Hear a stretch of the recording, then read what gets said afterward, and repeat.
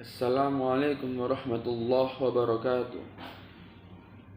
Konsep penerapan visi dan misi. Misi adalah tentang apa bisnis kita dan juga tentang apa yang dijalankan perusahaan dalam mencapai tujuan atau visinya. Sedangkan visi adalah menggambarkan tujuan strategis perusahaan yang dirancang untuk memfokuskan energi dan sumber dayanya dalam mencapai masa depan yang diinginkan. Penerapan konsep manajemen strategi. Konsep manajemen strategi telah digunakan di dalam organisasi pelayanan kesehatan sejak 25 sampai 30 tahun yang lalu. Sesungguhnya banyak metode manajemen diadopsi oleh organisasi pelayanan baik publik maupun privat yang dikembangkan dari sektor bisnis. Organisasi pelayanan menjadi bisnis yang semakin kompleks menggunakan perusahaan dan bahasa yang sama sebagai korporasi. Manajemen strategi menekankan kinerja jangka panjang. Banyak perusahaan dapat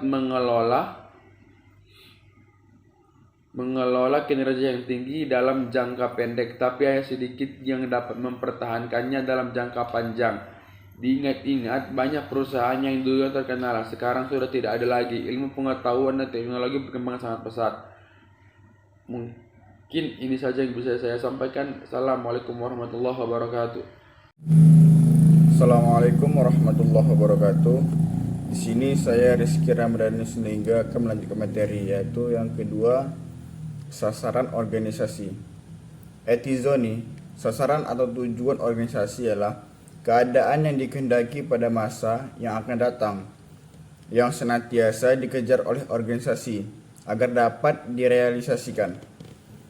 Satu, yaitu suatu organisasi dapat mempunyai lebih dari satu sasaran pada saat yang bersamaan. Yang kedua, sasaran organisasi ditentukan oleh para pemimpin organisasi. Yang ketiga, sasaran saling berkaitan satu sama yang lain. Lalu yang kedua yaitu fungsi sasaran, pedoman dan penentu arah dalam merumuskan dan melaksanakan kegiatan organisasi. Yang kedua, sumber legitimasi yang membenarkan setiap kegiatan organisasi menggunakan sumber daya organisasi. Yang ketiga, standar atau patokan unit untuk menilai keberhasilan atau efektivitas organisasi dan melihat ada tidaknya penyimpangan. Lalu yang keempat yaitu sumber motivasi. Tujuan dapat berfungsi sebagai perangsang yang baik karena tujuan mempermudah bagi orang-orang di dalamnya dan menyesuaikan pribadinya dalam bekerja untuk organisasi. Mungkin sekian dari saya. Pemateri selanjutnya akan disambung oleh rekan saya. Assalamualaikum warahmatullahi wabarakatuh. Perkenalkan, saya Zulfikar Kelana Sipayung dari Fakultas Dakwah Komunikasi Jurusan Manajemen Dakwah Universitas Islam Negeri Sumatera Utara dengan NIM 0104202157. Di sini saya ingin menjelaskan konsep visi dan misi dari organisasi PMII. Adapun visi misi PMII didasari dengan dua konsep ditinjau dari visi Islam, yaitu meningkatkan sikap toleran dan memperkuat sistem moderat.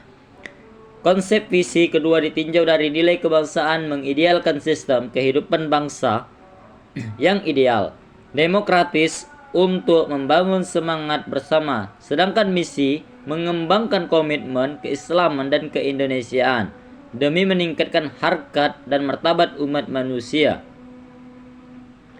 dan membebaskan bangsa Indonesia dari kemiskinan. Adapun yang kedua yaitu tujuan organisasi PMI. Tujuan organisasi PMI terbentuknya pribadi muslim Indonesia yang bertakwa kepada Allah Subhanahu wa taala, berbudi luhur, berilmu, cakap dan bertanggung jawab dalam mengamalkan ilmunya serta komitmen memperjuangkan cita-cita kemerdekaan Indonesia. Adapun sasaran organisasi dari PMII yaitu sasarannya itu mahasiswa dan para pemimpin. Selanjutnya itu yang ada yang keempat, kaitan antara visi, misi, tujuan, dan strategi organisasi. Dengan adanya visi misi organisasi, maka tujuan dari terbentuknya suatu organisasi akan lebih mudah untuk dicapai. Visi sendiri berfungsi sebagai suatu pandangan ke depan atau tujuan di masa depan yang ingin kamu capai. Mungkin itu saja. Saya akhiri, wabillahi taufik wal hidayah. Wassalamualaikum warahmatullahi wabarakatuh.